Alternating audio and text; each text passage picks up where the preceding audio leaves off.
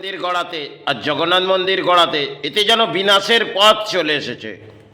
কেন যে অর্থ রাম মন্দিরের ক্ষেত্রেও লাগানো হয়েছে অর্থনীতিবিদ, আরেকটি যেটা জগন্নাথ মন্দিরে লাগানো হয়েছে সেটা হয়তো একটা সময় বাংলায় চিটফান্ড গজিয়ে উঠলেন, সেটা গরিবের অর্থ সঞ্চয় ছিল, সেই অর্থ কোথায় কোন সমুদ্রে চলে গেছে তা তো তার কিনারা কেউই জানে না।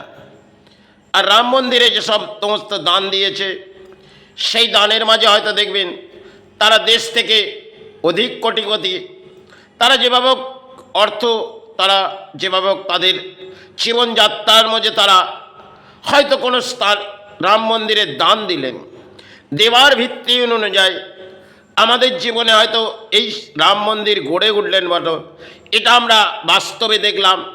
কিন্তু বাস্তবে যদি ভাবা যায় ভগবান রাম যেন একটা যুদ্ধের মাঝে ফের চলে এলেন, আর জগন্নাথ তার ইতিহাস ভাঙাতে তিনি কিন্তু বুঝিয়ে দিয়ে যাচ্ছেন। এই বাংলায় দেখবেন জগন্নাথ মন্দির একটা ইতিহাস সারা বিশ্ব ব্রহ্মাণ্ডের, তার যখন ধ্বজাটি ওড়ে সেটা তো আমরা সকলেই জানি, আর তার বহু ইতিহাস সেটা সময় ক্ষেত্রে রাখা আছে। সেগুলো কতটা ইতিহাস তার ব্যাখ্যা আমি জানি না, কিন্তু তারও মধ্যে বহু ইতিহাস হয়তো তিনি জগন্নাথের রেখে গেছেন, সময় ক্ষেত্রে রাজা পেয়েছিলেন তার ইতিহাস। আর রাম মন্দির নিয়ে আমরা বহু হয়তো এই ঘি এবং হোমাক করে এটা অর্থ ব্যয় হলেন, কিন্তু বিশ্ব মানব কল্যাণ সেবা চালাতে গেলেন, কিন্তু সেবাটা বিফল হয়ে গেল, অগ্নিশিখা হলো। হয়তো হোমের ক্ষেত্রে অগ্নিশিখা হয়, কিন্তু বিশ্ব ব্রহ্মাণ্ডে একটা আগুনের শিখা হচ্ছে, কেন যুদ্ধের লড়াই হচ্ছে। এক্ষেত্রে আজ যা দেশের পরিস্থিতি তাতে বিশ্ব মানব কল্যাণ করে এই সেবা করে বিশ্ব জেগে উঠবে না।